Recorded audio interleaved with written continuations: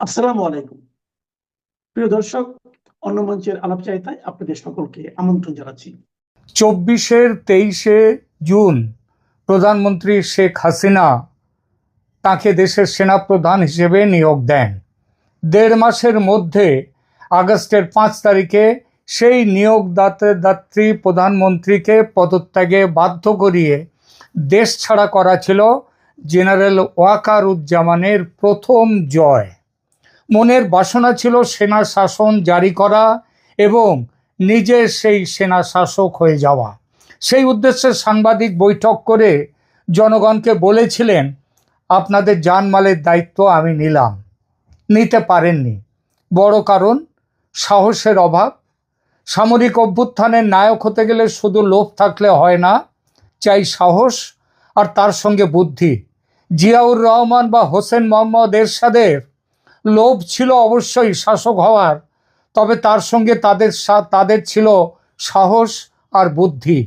তাই তারা সামরিক অভ্যুত্থানের নেতা হতে পেরেছিলেন, সামরিক শাসক হতে পেরেছিলেন। জেনারেল ওয়াকারুজ্জামানের লোভ ছিল অবশ্যই, না থাকলে 5 আগস্ট দেশবাসীর উদ্দেশ্যে তিনি বলতেন না যে আপনাদের জানমালের দায়িত্ব আমার। এই কথাটা তিনি বলতেন না। যদিও কয়েক ঘন্টার মধ্যে লোভ সামলাতে বাধ্য হয়েছিলেন তিনি। বিয়ের বর না হয়ে গিয়েছিলেন বিয়ের ঘটক।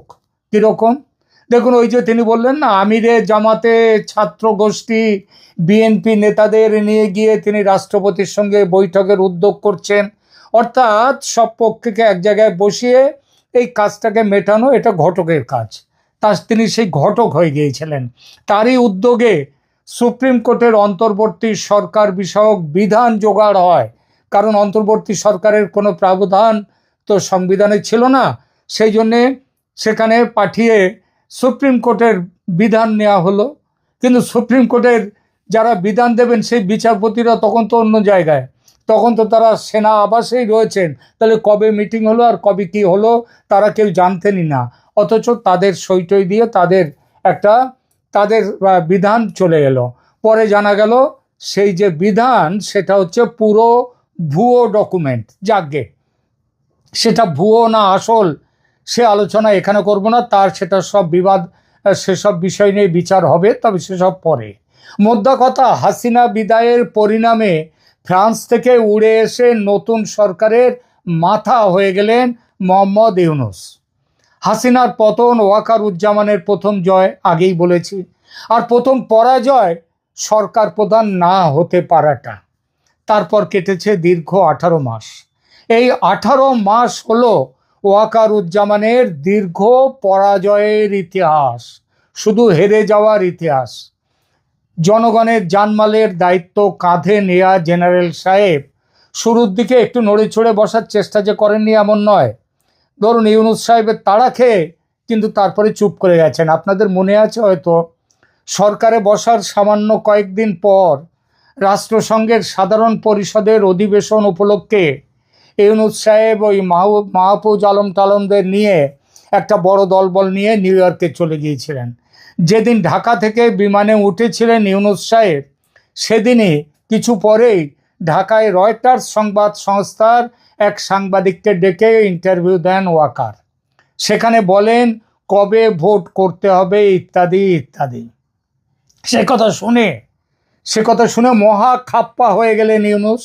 ওয়াকারের ঘেঁটি ধরে বলার মতো করে বলে দিয়ে দিলেন যে ভোট কবে হবে সেটা দেখার কাজ সেনাপ্রধানের নয়, সে কাজ তার সরকারের। ইউনূসের ঝাড় খেয়ে অতঃপর ব্যথিত ওয়াকার ঘুমিয়ে পড়লেন।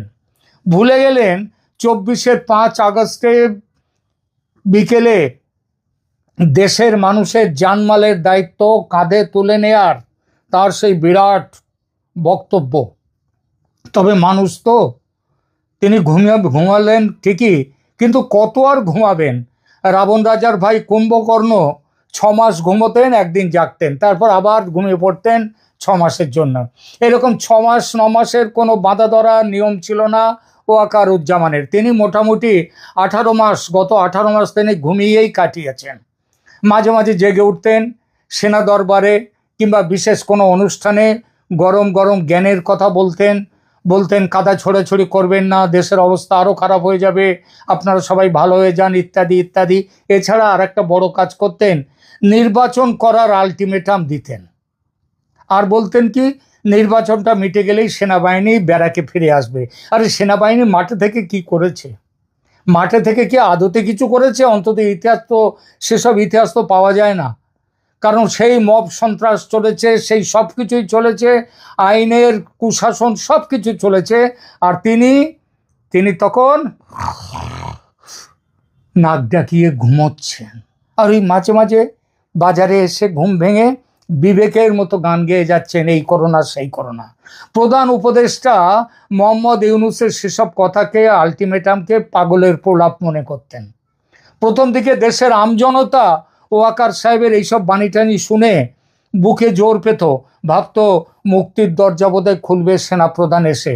মানে ইউনূসের বাজার এত খারাপ হয়ে গিয়েছিল যে দেশের মানুষ ভাবতো যে যাবে কবে, একে বাঁচাতে, একে যাওয়াতে, এর যাওয়ার পথ দেখাতে যদি সেনাপ্রধান এসে ক্ষমতা নেয়, সেনা যদি ক্ষমতা নেয় সেও ঢের ভালো, কিন্তু ইউনূস যাক। কিন্তু পরে সেই দেশের মানুষ তাই সেনাপ্রধানের ওপরে অনেক বিশ্বাস করেছিল। আমি নিজেও বলেছি এই সেনাপ্রধান ছাড়া বাঁচাবার বোধহয় আর কোনো পথ নেই। কিন্তু পরে সবাই বুঝে গেলেন যে আদৌ কোনো ফেরেস্তা এই সেনাপ্রধান নন, ইনি একেবারে নেহাতি এক এলেবেলে ইনসান। আর এলেবেলে, তবে নিজের ভালোটা ভালো বোঝেন। ইউনূস শাসনের 18 মাস জেনারেল ওয়াকারুজ্জামানের ধারাবাহিক পরাজয়ের ইতিহাস। জয়ের ছিটে ফোটার গন্ধ নেই কোথাও। জয় এলো এই গতকাল 22শে ফেব্রুয়ারি। শেখ হাসিনার পতনের চক্রান্ত ছিল তার প্রথম সাফল্য, আগেই বলেছি। আর তার দীর্ঘ 18 মাস পর এই দ্বিতীয় সাফল্য। একটা ছোট প্রশ্ন অবশ্যই কেউ কেউ করতে পারেন, এই সাফল্য কি বেদাগ? মানে এই সাফল্য কি পুরো তার, একচ্ছত্র তারই, নাকি এর মধ্যে খিচ আছে?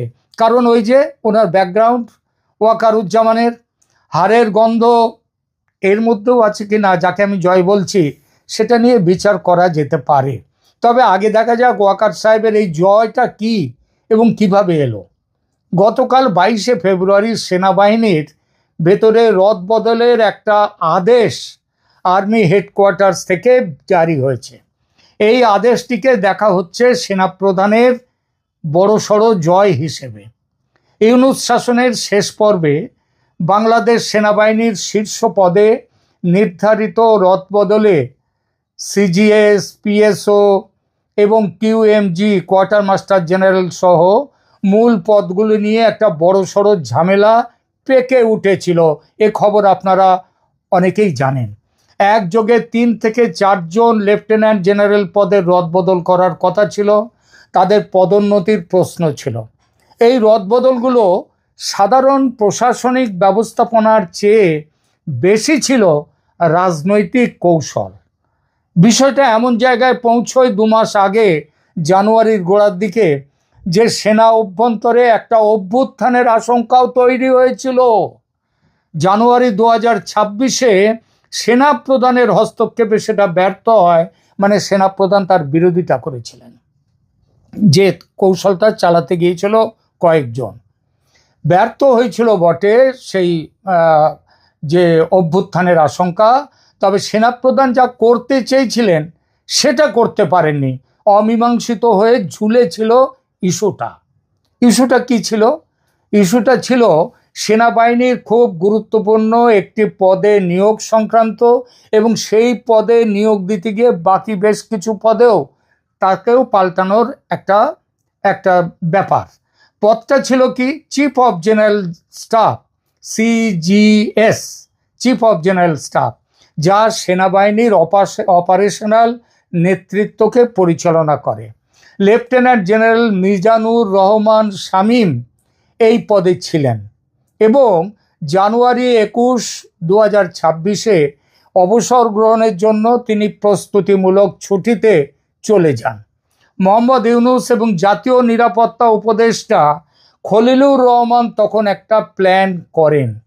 প্ল্যানটার মূল উদ্দেশ্য ছিল সেনাবাহিনীতে সেনাপ্রধানের গুরুত্ব কম করে দেয়া এবং বেসামরিক শাসন ইউনূস আর তখন খলিলুর রহমান ছিলেন জাতীয় নিরাপত্তা উপদেষ্টা, তাদের ক্ষমতা বাড়িয়ে দেয়া, বেসামরিক সরকারের ক্ষমতা বাড়ানো, সামরিক বাহিনীর, সেনাবাহিনীর ক্ষমতা কমানো। প্ল্যানটা কীরকম ছিল? Lieutenant general SM.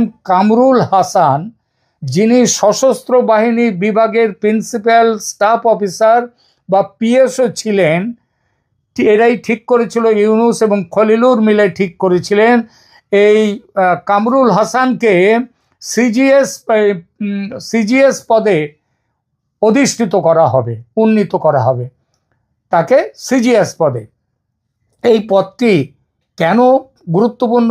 সেনাবাহিনীর বাজেট, সামরিক কৌশল, অপারেশনাল পরিকল্পনা, এই সব কিছুর মূল নিয়ন্ত্রক হচ্ছে এই পোস্টটি।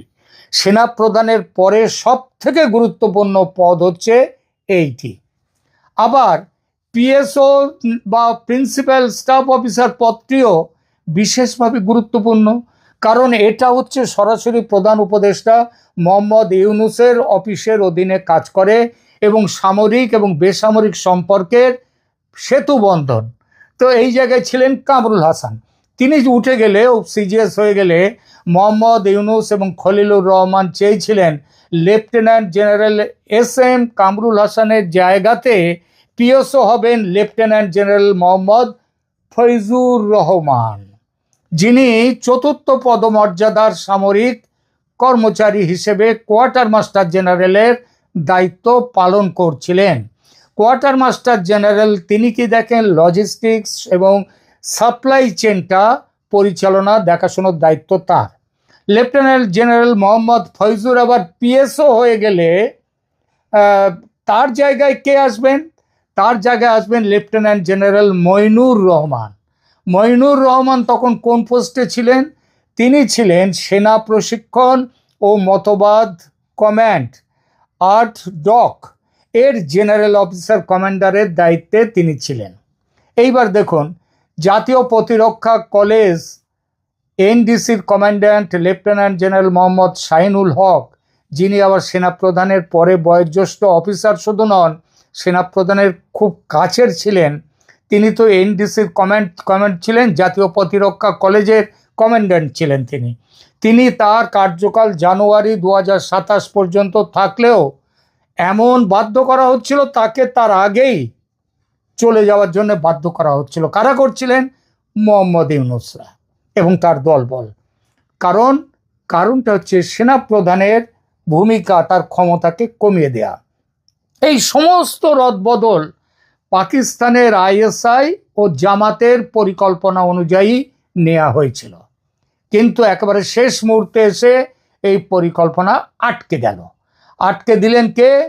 জেনারেল ওয়াকারুজ্জামান। তিনি বুঝলেন যে তার বিরুদ্ধে একটা বড় চক্রান্ত হচ্ছে। তাকে রেখে দিয়ে, সেনাপ্রধান পদে রেখে দিয়ে তার হাত পাগুলো আস্তে আস্তে ছেঁটে দেওয়া হচ্ছে বা কেটে দেওয়া হচ্ছে।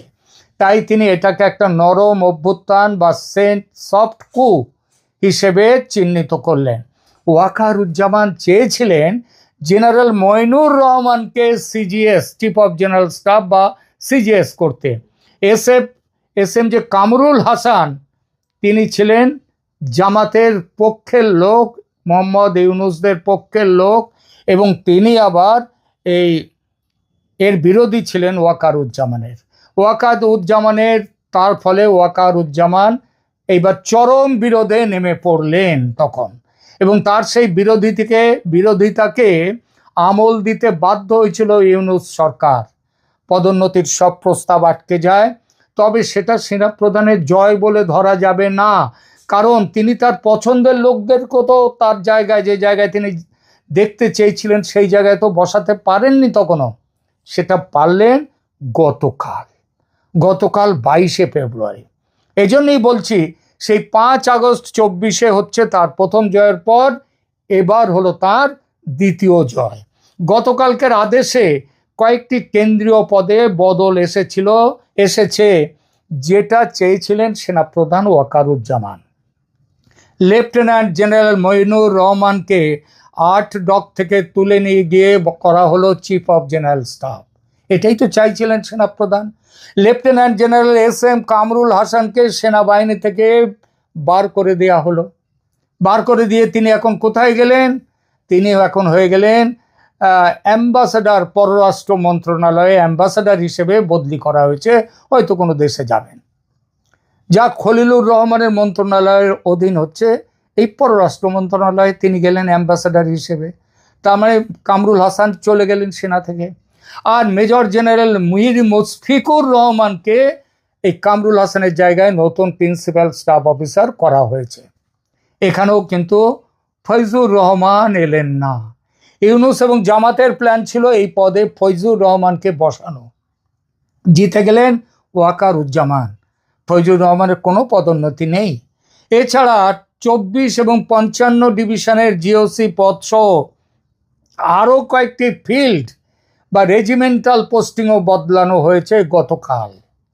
আর সবটাই হয়েছে সেনাপ্রধানের সিদ্ধান্ত, তার মতামত অনুযায়ী।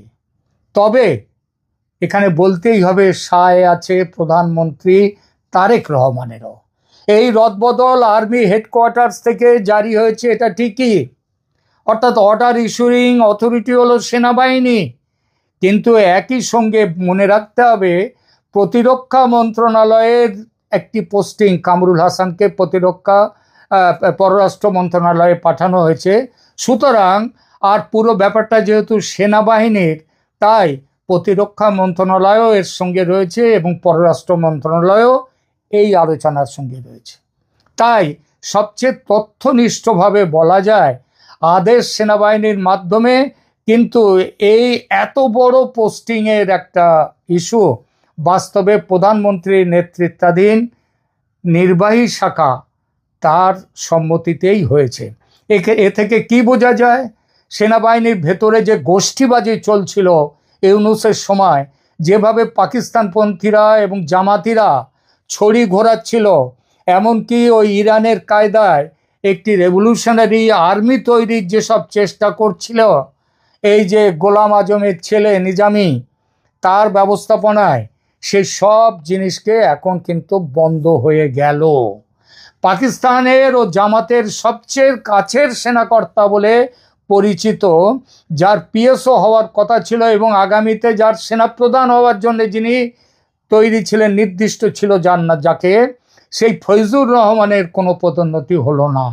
পাকা হলো জেনারেল ওয়াকারুজ্জামানের অবস্থান। স্বাভাবিক অবসরের আগে ওয়াকারুজ্জামান তার পদ থেকে অপসারিত হচ্ছেন না, এটা একেবারে স্পষ্ট করে লিখে নেওয়া যায়। এই জন্যেই বলছি, 5 আগস্ট 2024-এর পর 22শে ফেব্রুয়ারি হলো ওয়াকারুজ্জামানের দ্বিতীয় জয়। এখনকার মতো এই পর্যন্ত, ধন্যবাদ। সম্প্রতি আমার কাছে অনেকেই জানতে চেয়েছেন যে বাংলাদেশ আওয়ামী লীগের উপর যে আরোপিত নিষেধাজ্ঞা সেটি কবে প্রত্যাহার করা হবে।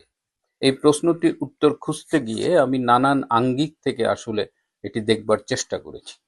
আপনারা জানেন যে 2025 সালের 12ই মে একটি সরকারি নির্বাহী আদেশে বাংলাদেশ আওয়ামী লীগের কার্যক্রম নিষিদ্ধ ঘোষণা করা হয় এবং তখন সিনিয়র স্বরাষ্ট্র সচিব যিনি ছিলেন নাসিমুল গনি, তিনি সই করে একটি প্রজ্ঞাপন জারি করেছিলেন, যেখানে বলা ছিল যে সন্ত্রাস দমন আইনের কিসব ধারা দেখিয়ে এই কার্যক্রমে নিষেধাজ্ঞা আরোপ করা হয়েছে এবং আওয়ামী লীগের উপরে বিচার হবে, মামলা চলছে, এসব অনেক কিছু বলেছিল। এবং তখন থেকেই কিন্তু এই প্রজ্ঞাপনটি নিয়ে সমালোচনা করা হয়েছে এবং ক্রমশ এটি স্পষ্ট হয়েছে যে এই যে 12ই ফেব্রুয়ারির যে নির্বাচনটি হলো, এই নির্বাচন থেকে আওয়ামী লীগকে বাইরে রাখবার জন্যই এটি করা হয়েছিল। কারণ যে পরিস্থিতিতে শেখ হাসিনার সরকার বিদায় নিয়েছিল, খুব দ্রুতই সেটা একটা ইউটার্ন আমরা দেখতে পেয়েছিলাম, একটা রিভার্স সিচুয়েশন। দ্রুত আওয়ামী লীগের জনপ্রিয়তা ফিরে আসছিল, শেখ হাসিনার গ্রহণযোগ্যতা বাড়ছিল। সেই অবস্থায় নিজেদের মতো করে একটা নির্বাচিত সরকার গঠন করবার জন্য আওয়ামী লীগকে দূরে রাখার বিকল্প ছিল বলে ডক্টর ইউনূসদের কাছে মনে হয়নি। কিন্তু 12ই ফেব্রুয়ারি যখন নির্বাচন হলো, এখন এই প্রশ্নটি উঠেছে, তাহলে কবে আওয়ামী লীগের উপর থেকে নিষেধাজ্ঞা প্রত্যাহার করা হবে? আদৌ কি নিষেধাজ্ঞা প্রত্যাহার করা হবে, নাকি এটা অনেকদিন ধরেই আওয়ামী লীগের উপরে নিষেধাজ্ঞাটা থাকা হবে। এটি নিয়ে অনেকে এ কারণেই আশা করছেন, বিশেষ করে দেশে একটা নতুন সরকার এসেছে, তারেক রহমান কি ভাবছেন এই নিষেধাজ্ঞা নিয়ে, বিএনপি কি ভাবছে। বিএনপির অনেকের সাথে যোগাযোগ করে যেটি আমি জেনেছি, এবং আপনারা জানেন যে গত 21শে ফেব্রুয়ারি, গতকাল শনিবার, প্রধানমন্ত্রীর কার্যালয়ে তারেক রহমান ছিলেন এবং সেখানে তিনি মন্ত্রিপরিষদ, উপদেষ্টা পরিষদের সদস্য এবং দলীয় নেতা অনেকের সাথেই একটা ইনফর্মাল মিটিং করেছেন। তো সেই সব মিটিংয়ে এবং এছাড়াও ব্যক্তিগতভাবেও তারেক রহমানের কাছে এই প্রশ্নটি উত্থাপিত হয়েছে যে বাংলাদেশ আওয়ামী লীগের কার্যক্রমের উপর থেকে নিষেধাজ্ঞা কবে প্রত্যাহার করা হবে। বিএনপি এই প্রশ্নে কিন্তু দ্বিধাবিভক্ত। বিএনপির একটা বড় অংশ মনে করে যে গত 15 বছর আওয়ামী লীগ সরকারে থাকাকালীন তাদের উপরে অনেক নির্যাতন হয়েছে, তাদের অনেককেই জেলে নেওয়া হয়েছে। সুতরাং তারা মনে করে যে বিএনপিরও উচিত একইভাবে আওয়ামী লীগের উপরে হার্ড লাইনে যাওয়ার। আবার বিএনপির আরেকটা অংশ মনে করে যে আওয়ামী লীগ তাদের উপরে নির্যাতন চালিয়েছে বা তাদের উপরে জেল জুলুম নির্যাতন হুলিয়া এগুলো ছিল ঠিকই, তো একই কাজ যদি বিএনপি করে তাহলে আওয়ামী লীগের চাইতে বিএনপি ভালো হলো কিভাবে। তো এই দুটো মতামতের মাঝখানে দাঁড়িয়ে তারেক রহমান কিন্তু নিজের কোনো সিদ্ধান্ত দেননি, তিনি কোনো মতামত দেননি। তিনি বলেছেন এটা একটা সিরিয়াস ইস্যু এবং এটা নিয়ে আসলে ভেবে দেখতে হবে। অর্থাৎ তারেক রহমান কোনো সিদ্ধান্ত দেননি এবং তারেক রহমানের অবস্থানটা এই মুহূর্তে বোঝা যাচ্ছে না। অনেকেই বলছেন যে সংসদ নির্বাচন হলো, এরপরে একের পর এক স্থানীয় সরকার নির্বাচন হবে এবং বিএনপি চাইবে যে আওয়ামী লীগকে বাইরে রেখে এই নির্বাচনগুলো করে সেখানেও তারা তাদের নেতাকর্মীদের যেন নির্বাচিত করে আনতে পারে। তো এই একটা ধারণাও আছে এবং সেক্ষেত্রে কিন্তু আওয়ামী লীগের ফিরে আসাটা, মানে রাজনৈতিক নিষেধাজ্ঞা প্রত্যাহার বিষয়টা পিছিয়ে যেতে পারে। এদিকে জামাতে ইসলাম এবং এনসিপি চায় না যে আওয়ামী লীগের উপর থেকে নিষেধাজ্ঞা প্রত্যাহার করা হোক, কারণ তারা আওয়ামী লীগ যদি মাঠে আসে তাহলে বিএনপি এবং আওয়ামী লীগই রাজনীতিতে প্রাসঙ্গিক থাকবে, জামাত এবং এনসিপির গুরুত্ব কমে যাবে। সুতরাং তারা কোনো অবস্থাতেই এটা মেনে নিতে চায় না এবং এমনকি ইনুস যখন 12ই মে এই আওয়ামী লীগের কার্যক্রম নিষেধাজ্ঞা আরোপ করেছিল, তখন কিন্তু এই এনসিপি, শিবির, জামাত, ইনকিলাব মঞ্চ এদের কাজে লাগিয়েছিল। এদের দিয়ে দাবি তুলানো হয়েছে যে আওয়ামী লীগের কার্যক্রম নিষিদ্ধ করতে হবে এবং তারপরে এই ঘটনাটা ঘটেছে। তো এখন এর সাথে আবার একটা আন্তর্জাতিক সমীকরণ যুক্ত আছে। আন্তর্জাতিক যে দেশগুলো, বিশেষ করে বাংলাদেশের বর্তমান অবস্থায় বা বাংলাদেশের রাজনীতিতে যারা প্রভাব রাখছে, বিশেষ করে প্রতিবেশী দেশ ভারত, আমেরিকা, এরা কি ভাবছে? এরা কি আওয়ামী লীগের উপর থেকে নিষেধাজ্ঞা প্রত্যাহারের পক্ষে কিনা? এটা একটা গুরুত্বপূর্ণ ফ্যাক্টর। অনেকেই মনে করেন কিংবা আপনারা জানেন যে তারেক রহমান বাংলাদেশে ফিরেছে, এই নির্বাচনে অংশগ্রহণ করেছে, এই সব কিছুর সাথে ভারতের একটা ভূমিকা ছিল। ভারতের সাথে তার একটা আন্ডারস্ট্যান্ডিং হয়েছে। তো ভারতের সাথে আন্ডারস্ট্যান্ডিং এর ভেতরে আওয়ামী লীগের কার্যক্রমের উপর নিষেধাজ্ঞা প্রত্যাহারের বিষয়টি ছিল কিনা সেটা নিয়ে একটা আলোচনা আছে।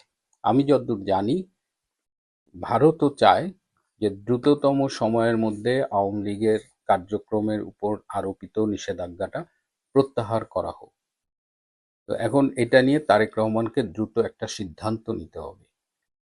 একটা দেশের রাজনীতিতে, গণতান্ত্রিক রাজনীতিতে একটি বড় দল তার কার্যক্রম নিষিদ্ধ থাকবে, এটা কিন্তু কোনো সুষ্ঠু রাজনৈতিক পরিবেশের নির্দেশ করে না। বাংলাদেশের মানুষও জানতে চায় যে আওয়ামী লীগের উপর থেকে কবে নিষেধাজ্ঞা প্রত্যাহার করা হবে। তাদের কাছে যে প্রশ্ন, এভাবেই কি চলতে থাকবে যে পরস্পর শত্রুতামি, যে যখন যে দল ক্ষমতায় থাকবে সে তার প্রধান প্রতিপক্ষকে একেবারে নির্মূল করার জন্য চেষ্টা করবে। এভাবেই মানে যখন আওয়ামী লীগ ক্ষমতায় থাকবে বিএনপিকে সাঁটাও, যখন বিএনপি ক্ষমতায় আসবে আওয়ামী লীগকে সাঁটাও, এভাবে যদি চলতেই থাকে তাহলে এর শেষ কোথায়? এবং এটা বাংলাদেশের গণতান্ত্রিক পরিস্থিতির জন্য, পরিবেশের জন্য কতটা উপকারী?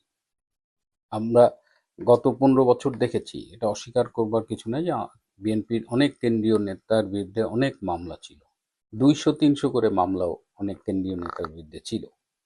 তো এর গভীরে যখন আমরা খুঁজতে যাই, আমরা যখন ভাবতে যাই যে আসলে বাংলাদেশের রাজনীতি তো এতটা হোস্টাইল ছিল না, যে একে অপরের বিরুদ্ধে এত হোস্টাইল কখনোই ছিল না। এটার উৎসমূল খুঁজতে গিয়ে কিন্তু আমরা 2004 সালের 21শে আগস্টে গিয়ে আটকে যাই। ওই 21শে আগস্ট আওয়ামী লীগের কেন্দ্রীয় নেতৃবৃন্দকে শেখ হাসিনা সহ গ্রেনেড মেরে শেষ করে দেওয়ার যে নৃশংসতা দেখিয়েছিল সেই সময়ের বিএনপি সরকার, বিএনপি জামাত জোট সরকার, এবং অনেকেই বিশ্বাস করি আমরা যে এর পেছনে তারেক রহমান, আলী আহসান মুজাহিদ এরা জড়িত ছিল, এবং হাওয়া ভবনে বসেই এই ষড়যন্ত্রটা করা হয়েছিল। তারপর থেকেই কিন্তু রাজনীতিতে যে হিংসার, একটা প্রতিহিংসার বীজ রোপিত হয়েছে, সেখান থেকে আমরা আসলে বেরিয়ে আসতে পারিনি। আদালত একদম সব শেষে আসিফ নজরুলের আমলে তারেক রহমানকে হয়তো খালাস দিয়েছে, কিন্তু তারেক রহমান তো জানেন 2004 সালের 21শে আগস্টের ওই গ্রেনেড হামলায় তার কি ভূমিকা ছিল। সুতরাং আজকের এই পরিস্থিতিতে যদি কোনো উন্নতি ঘটাতে হয়, তারেক রহমানেরও একটা দায়িত্ব থেকে যায়। যেহেতু 2004 সালের 21শে আগস্ট একটা ক্ষত সৃষ্টি হয়েছিল, এবং সেই ক্ষত থেকে বাংলাদেশের রাজনীতি ক্রমাগত আহ, মানে মূল দুটো দল পরস্পর থেকে দূরে সরে গিয়েছিল, সেই জায়গা থেকে আবার সুস্থ স্বাভাবিক পরিবেশ ফিরিয়ে আনার জন্য তারেক রহমানকেই উদ্যোগ নিতে হবে। যদি আজকে আওয়ামী লীগকে রাজনীতির মাঠে আসতে না দেওয়া হয়, যদি বাধা দেওয়া হয়, তাহলে সেই সুযোগ নেবে 71-এর পরাজিত শক্তি জামাত এবং তাদের B team, C team, NCP এবং অন্যান্য যারা আছে, এবং তারা আলটিমেটলি তারেক রহমানের ঘাড়েই উঠে বসবে। আজকে যে বিএনপি সরকার গঠন করেছে, সেটা সম্ভব হয়েছে কেবলমাত্র তৃণমূলের আওয়ামী লীগ নেতাকর্মী এবং হিন্দু ধর্মের ভোট পাওয়ার কারণে। না হলে ওয়াকার এবং ইনুস যে গুটি সাজিয়েছিল, তাতে এবারই জামাত ক্ষমতায় চলে যেত। তো এই পরিস্থিতি বিবেচনায়, যেহেতু এখনো তারেক রহমান বিষয়টা নিয়ে মুখ খোলেননি, সেহেতু আমাদের অনুরোধ থাকবে যে বাংলাদেশের রাজনীতির বৃহত্তর স্বার্থে অবিলম্বে আওয়ামী লীগের কার্যক্রমের উপর থেকে নিষেধাজ্ঞা তুলে নেওয়া হোক। এর ব্যত্যয় ঘটিয়ে যদি আওয়ামী লীগকে দূরে রাখার চেষ্টা করা হয়, তাহলে বুঝতে হবে যে আওয়ামী লীগও কিন্তু একেবারে মুখ বন্ধ করে বসে থাকবে না। আওয়ামী লীগ কিন্তু অনেক ধৈর্যের পরিচয় দিয়ে চেষ্টা করছে যে আলোচনার মাধ্যমে এই বিষয়ের একটা সুরাহা করতে, এবং এই আলোচনাগুলো আমাদের দৃষ্টির আড়ালেই হয়ে থাকে, শীর্ষ নেতৃত্বের মাঝে আলোচনার মাধ্যমেই হয়ে থাকে। তো সেই দিকে পুরো দেশবাসী তাকিয়ে আছে। আমরা আশা করি আওয়ামী লীগের রাজনৈতিক কার্যক্রমের উপরে নিষেধাজ্ঞা অচিরেই প্রত্যাহার করা হবে। প্রিয় বন্ধুরা, আজ এ পর্যন্তই। ভালো থাকবেন, সুস্থ থাকবেন, তার চেয়েও জরুরি হলো নিরাপদে থাকবেন।